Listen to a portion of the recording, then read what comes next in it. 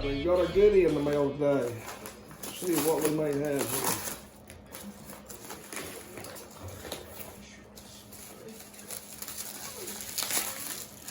Packaged very well. It is a 70mm afterburner kit. We'll open it up here and look at it. And it is the entire kit. Comes with a LED ring and the control module. Then all you need is just a Y connector to plug this into. Goes in that F16 there. I've already installed the light burner kit in that F16 as well as the F4 Phantom. But today we'll be putting it in that one. And that's the Free Wing Arctic Camo F16 70mm EDF. One of the first things I do when I install one of these, if you'll look at these LEDs on this, they're very flat and they are quite bright, but to make them pop a little bit better, I just use some clear fingernail polish and I'll put a little dot on each one of these and let it dry completely. And then if it's not raised up very much, I'll put an additional drop on each one of them. And what that does, it just creates just a little bit of a bubble on top of each LED, and it makes the light radiate out quite a bit. So this is a cool little trick, and I hope this will show up in the camera. I just basically put a drop and a drop, about 3 drops, and then I'll get some more on it.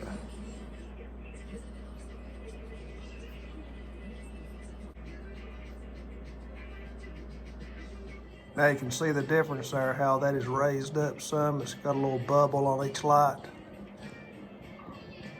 That really makes them stand out. All right, now while we're letting that dry, I'll set it off to the side and we'll commence to prepping the jet. The first thing you'll need to do is get this cone off the back, and I'll just take a small flat screwdriver that's long enough to reach up to almost the very beginning of it. And if you'll just start slow and just kind of work it around, all the way around slowly, being careful not to puncture the cone itself. Think that most of the glue is kind of broke loose. It should just come right off.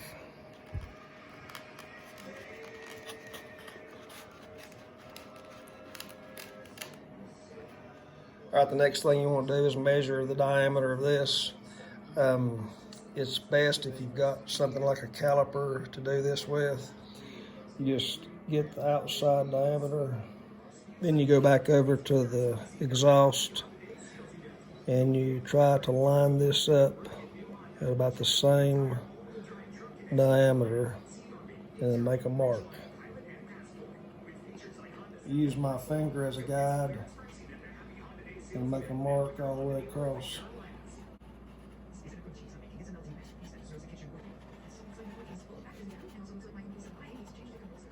I see some guys using those fancy cradles to put their planes on. I've found that an old comforter works right nice as well. And I'll just continue this line right around.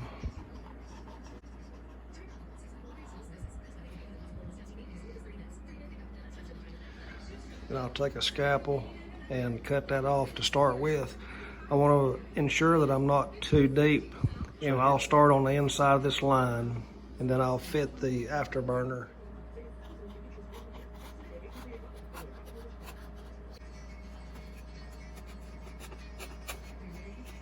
Once you've got this piece cut off, you take your LED ring and make sure you've got it deep enough to where the cone will still slip on Okay, from this point, we take these two fins off, and this screw out here, and these two back here. And if this plane's not been apart before, you'll have to cut around here with the scalpel to break these glue joints loose. So we'll get started on that now.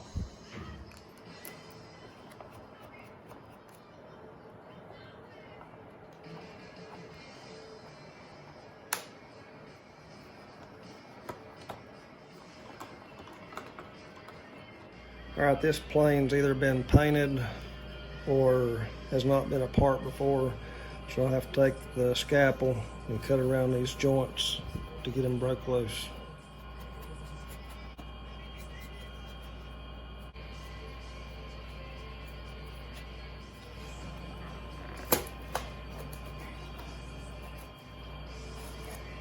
Okay, from this point we'll take the motor out. That way we can get down in here to run our wires and to run the afterburner to the back.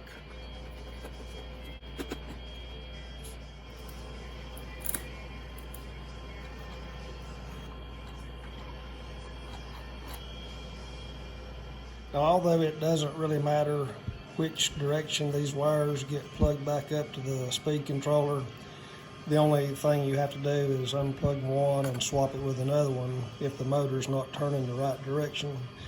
But I like to go ahead and make a little note on a scratch piece of paper that, you know, from left to right here, that we got black, red in the center, and then yellow on this end. So just make a note of that, that way you get them back correctly when you install it. And the best way to get these wires for this afterburner controller up through the fuselage is just get you a coat hanger, some kind of tape. Hook these right around it. We'll take the coat hanger here with the wires and the light ring on it. We'll run it right up through here.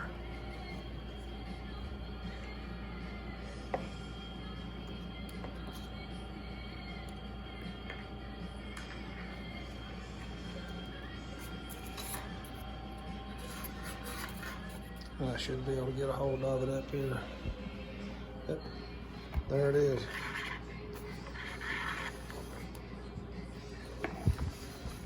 So there's the wires that connect in here to the controller.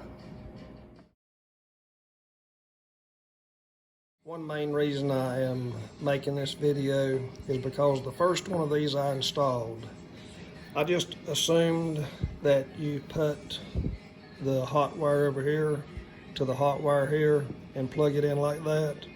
That is not the case. Please do not do this. I got lucky and I only fried the throttle cable going into the receiver. Could have been a lot worse. Could have got the ESC and the receiver. It could have been a mess. But do not plug this into a 6-cell battery like that.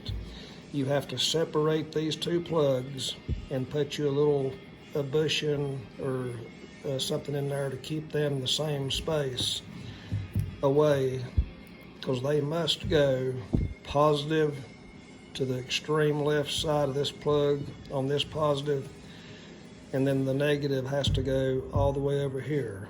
So it's not designed for a 6-cell battery. I think it actually fits a 3-cell okay, but we're going to be running it on 6S, so just keep that in mind when you're doing these installs. All right, so we're at the back of the plane here now, and as you can see on this, there is a little hot glue, and I like to have these wires in the top of this exhaust. That way that they're less noticeable when the plane's upright. So what I'll do here is I'll notch this out a little bit so that'll fit on there nice. And then we'll just run these wires along the top side of this exhaust right here. That way they can't be seen from the top.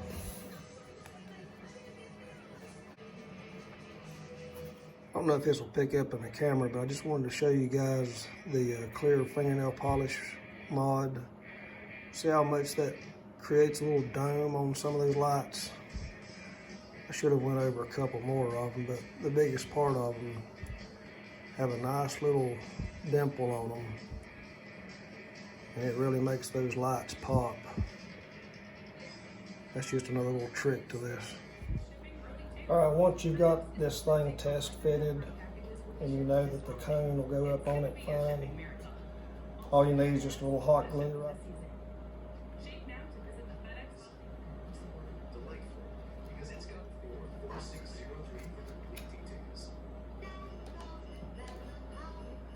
All right, now from this point, I'll just put some hot glue in here in a couple places to get that wire up against the exhaust out of the way. And then we'll put the motor back in, button this back up here, then we'll move to the front of the plane, do some wire management, and hook up the controller. So I'll show you kind of how I got that done. I just hot glued a couple different places up through there. If you want to get really technical and good about it, you could cut you a relief slot all the way down this tube and hide those wires a little better. But I just do it that way, a little bit quicker, still looks good.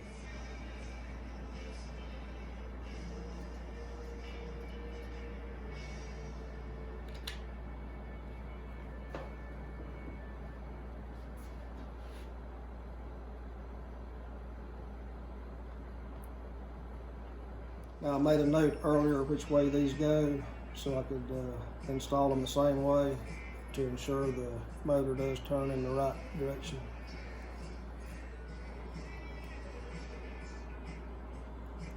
I do like to put a little piece of black tape around those as well.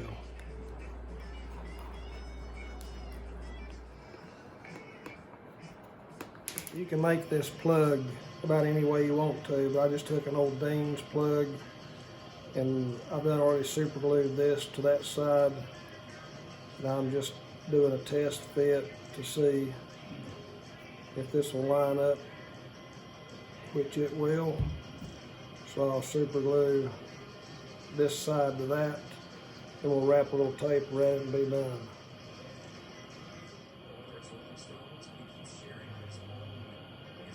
Put a little hot glue on this control board.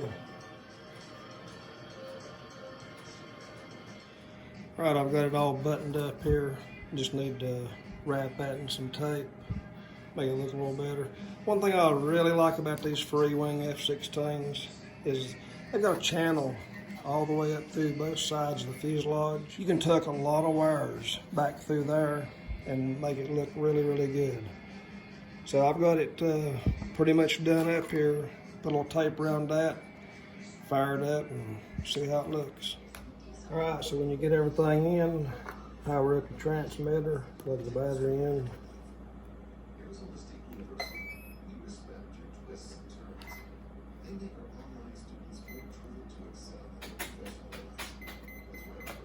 Make sure you got your connections in the right way.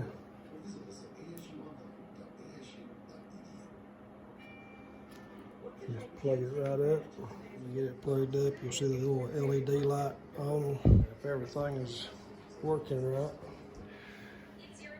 should have some blue lights back there.